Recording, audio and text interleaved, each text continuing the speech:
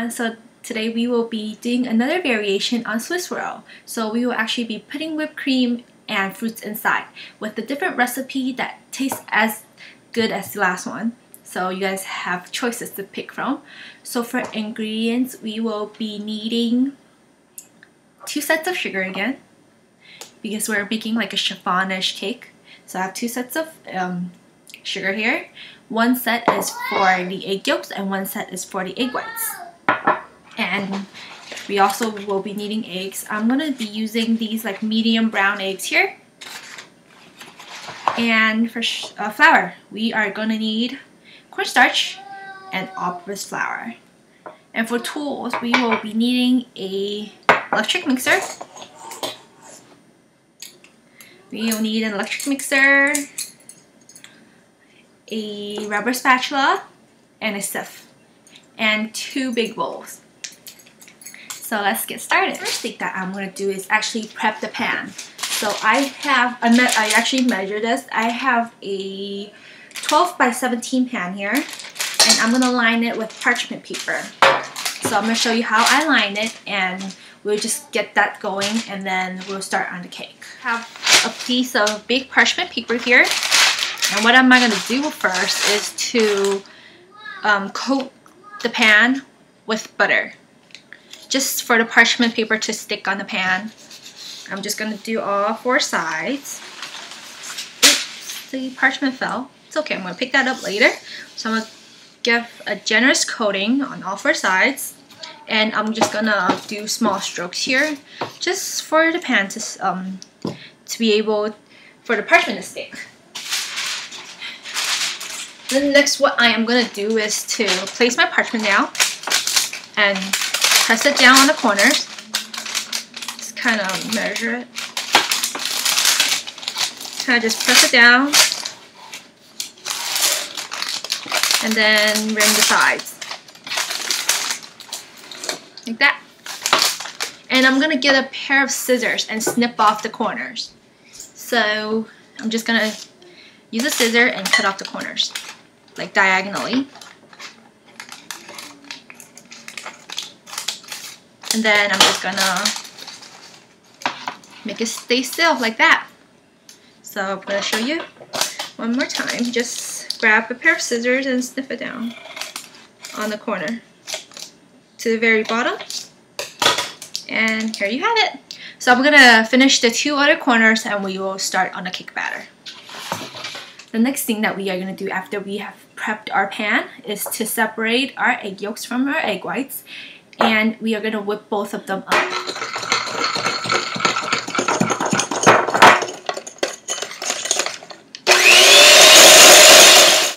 It should be something like this. It should be really thick in consistency, and it should be like a pale yellow color. So I'm just gonna set this aside and we will beat up our egg whites. I have my egg whites here, and I'm just gonna use a whisk attachment.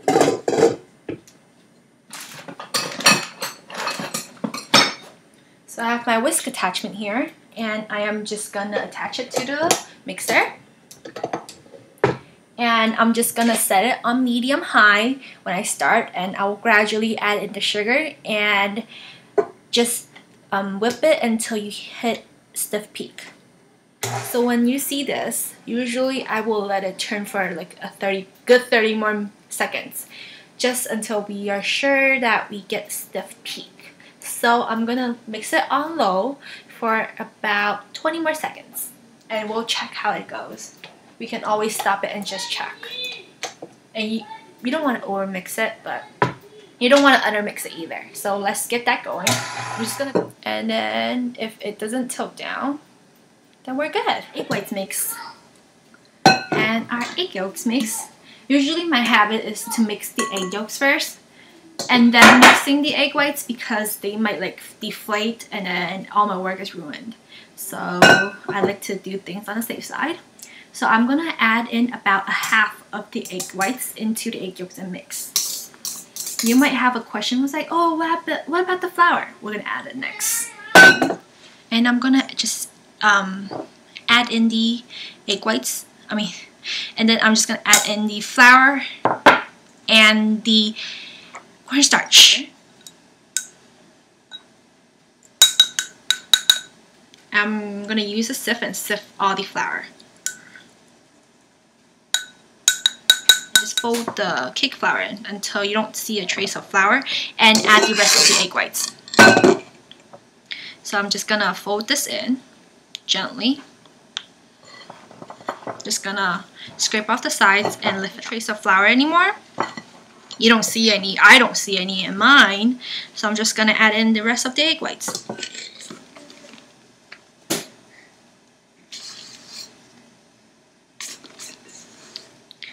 Make sure that everything has added evenly.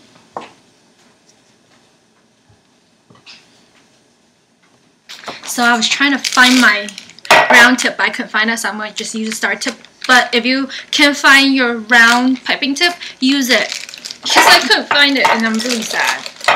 I couldn't find it in my little piping tip bag. And then I think my cake has waited a little tad bit too long. But I'm just gonna fill the bag in with cake batter, and then try not to get it everywhere like me.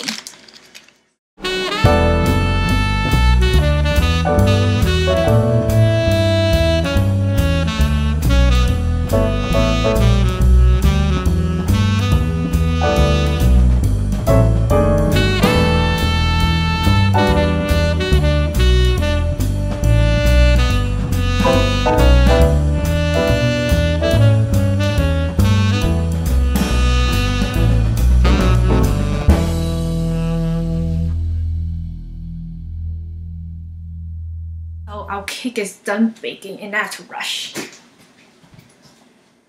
So I'm just gonna grab 2 mittens and remove everything that's next to you. And I am going to grab my cake and then slam it on the table. Okay? The purpose of that was to remove any hot steam from the cake so our cake won't be soggy. And I'm gonna remove the cake from the pan and let it cool down before doing anything. So my cake didn't look really pretty, like the lining, because I didn't have a round tip. So you should make like diagonals. And then we are going to make our whipped cream right now. So I've put my beaters into the freezer and the bowl. As you can see, it is freezing in there. I don't want to be in there, but my beaters stayed in there and they are all frosted up. So I'm gonna whip my whipped cream in here, and I'm gonna teach you guys some techniques about whipping whipped cream because I couldn't always get it right back then. I was like, oh, I always over whip it, or like couldn't get it into the right consistency. Today I'm gonna show you guys how to get the perfect whipped cream every time. So I'm gonna start on medium speed. So I am gonna add about a table or two, like about 1 table to 2 tablespoons of sugar, depending on the sweetness that you like. You can always add more. Just add it to your taste. And I'm just gonna add about 1.5 tablespoons of sugar to my whipped cream. And then the technique is just to whip it. Don't over whip it, and stop at soft peak. And we are gonna hand mix it. And you want your beaters and your bowl to be icy cold. That's 1.5 tablespoons. And then I'm just gonna use a whisk and mix it. You know how like when you put the dough back down, it's not uniform, so that's when you know you have to stop mixing with an electric mixer and do it with a handheld mixer. So I'm gonna do that. So you know when you're almost done is when you mix it.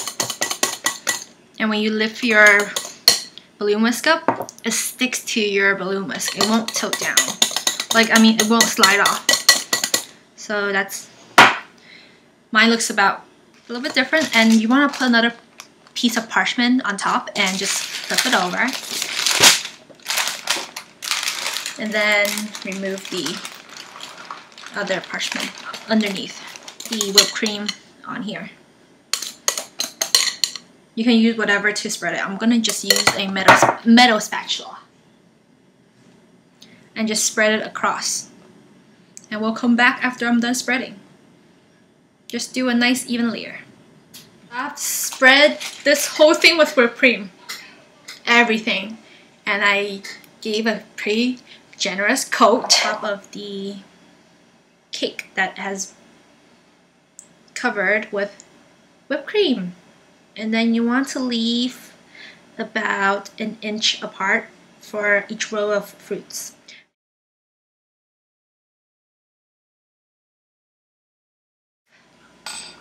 This up and then kind of just fold it to where I place my second row of fruits are,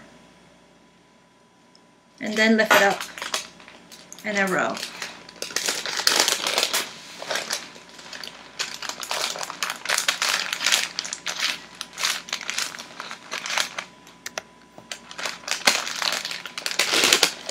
Like that.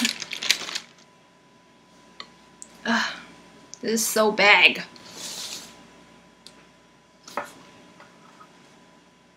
I have to use this thing again. I'm gonna break this, let me tell you. I'm gonna break it for sure because it's so damn soft. Just gonna secure everything again. Let's do this again. We can do it.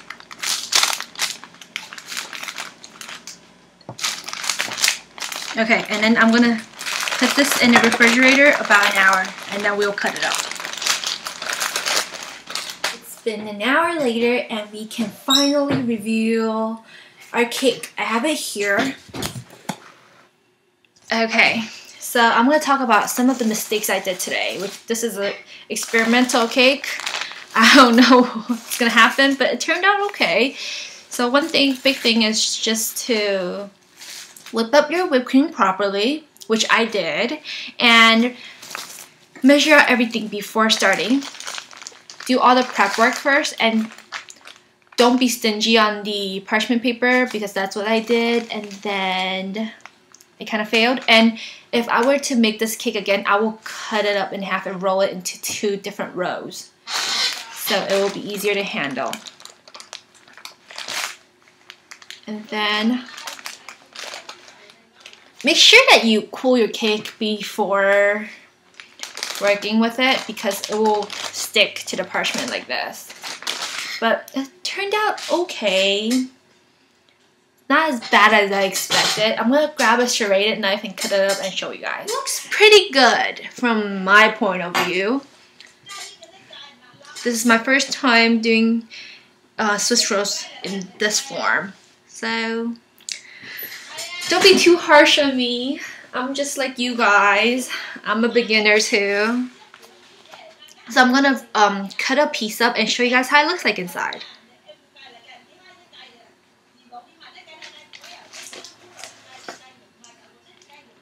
So it looks like this inside, with a little bit of fruit and a little bit of cream, and it looks like the cake is very fine and very soft. So this is a good recipe. You guys can try it out and just follow my steps. Just don't make the mistakes that I did. So learn from my mistakes, because if I'm not gonna taste it, how do you guys know if it tastes good or not? So I'm just grab one of the ugly pieces because I don't want to waste anything, and I'm gonna try it.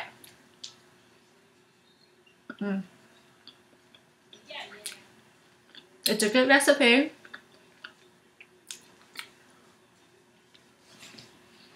My favorite. I love Swiss roll. Okay, it's filled with crumbs.